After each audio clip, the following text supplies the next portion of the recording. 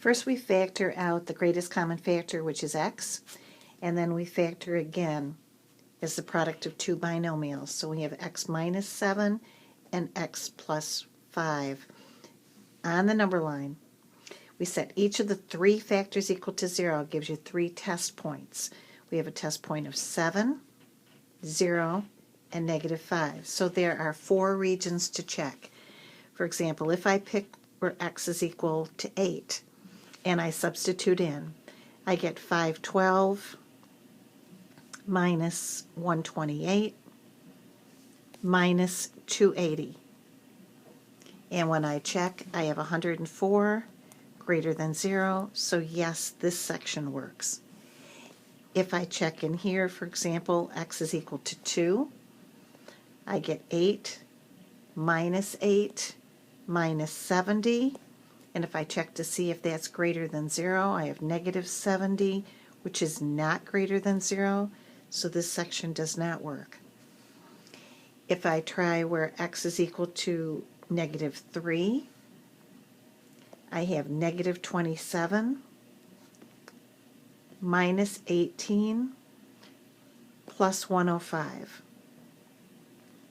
And when I check, I have 60 is greater than 0, so this does work. And if I try, for example, where x is equal to negative 6, I have negative 216 minus 72 plus 210. And when I check, I have negative 78 greater than 0, so this section doesn't work. So I'm looking for what sections do satisfy this inequality, and that would be the section between negative 5 and 0. This section works. And from 7 shading to the right. And it does not include these endpoints. So we have a solution of negative 5 to 0, or we have a solution from 7 to infinity. So I'm going to solve each of these two inequalities. I'm going to multiply both sides by 2. And then I want to add 4 and divide by 5. So I have x is less than or equal to 14 over 5. Or multiply both sides by 3. And subtracting 9. And dividing by a negative reverses the inequality. So again, looking at the number line, I have x is less than or equal to 0.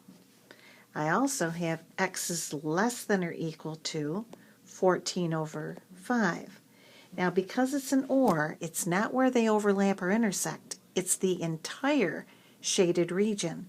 So therefore, negative 14 over 5 to the left is your solution.